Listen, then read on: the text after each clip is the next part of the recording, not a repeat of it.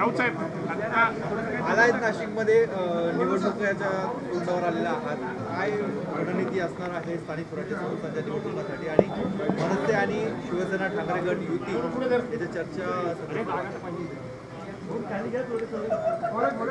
नाशिक पासून ते धुळे मालेगावपर्यंत उत्तर महाराष्ट्रातल्या सर्व महानगरपालिका शिवसेना ताकदीनं लढली. नाशिक तर महत्त्वाचे आहेच, पण मालेगाव, धुळे, जळगाव या उत्तर महाराष्ट्रातल्या महत्त्वाच्या महानगरपालिका आणि त्याकडे सुद्धा आम्ही फक्त मुंबई ठाणे नाही तर या सुद्धा महानगरपालिका आम्हाला ताकदीनं लढवाव्या लागतील. आता सुप्रीम कोर्टानं सांगितलेलं आहे पुढल्या 4 महिन्यामध्ये या निवडणुका घ्याव्यात आणि त्यानुसार मग या प्रत्येक महानगरपालिकेची बांधणी पदाधिकाऱ्यांना त्या संदर्भात सूचना मार्गदर्शन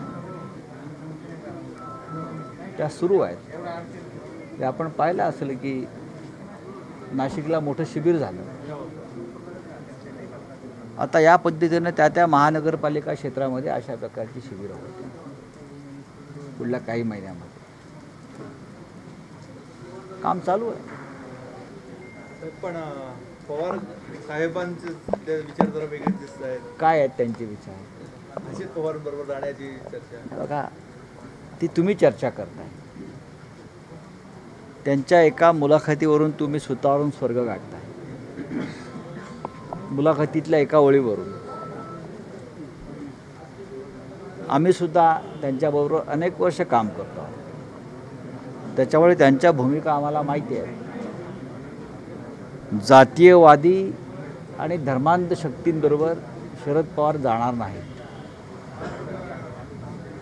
ज्या विचारांसाठी ते आतापर्यंत संघर्ष केला, विरोधी पक्षात राहिले अनेक वर्ष, ते आता त्या अशा शक्तींबरोबर ज्या महाराष्ट्रद्रोही शक्ती आहेत, ज्यांनी त्यांचाही पक्ष फोडला आणि आमचाही पक्ष फोडला, अशा शक्तींबरोबर ते जाणार नाही. ज्यांना जायचं होतं ते निघून गेले. ते तिथे सुखी आहेत का? अजिबात नाही. अजिबात नाही. त्यांचे चेहरे बघा तुम्ही. उदय सामंतांनी आज पुन्हा राज ठाकरेंची भेट घेऊ द्या ना. त्यांना काय काम आहे? काम काय आहे? त्यांच्या घरी खिचडी बनत नाही. बघा, शिवाजी पार्कला हा एक मराठी पट्टा आहे. तिथं अनेक चांगली चांगली हॉटेल्स आहेत. सकाळी मी सांगितलं तिथे उत्तम खिचडी मिळते. उत्तम. मी नावं घेतली हॉटेलची.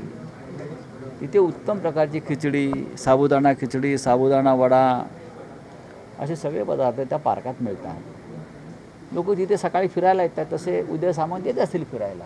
येऊ द्या ना. आणि कोणी कोणाकडे जाण्यावरती बंधन आहेत का या लोकशाहीमध्ये? नाही, अजिबात नाही.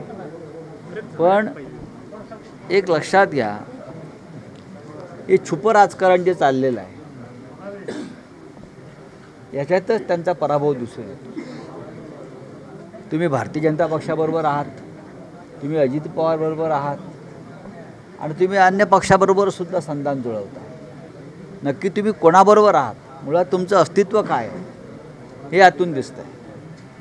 आता यापुढे तुमच्या पक्षाचे निशाणे तुम्ही साबुदाणा खिचडी ठेवा. नाशिकला आलात, आपल्या स्वागताचं बॅनर लागले, आमचा नेतोय गद्दारांचा हिशोब घ्यायला.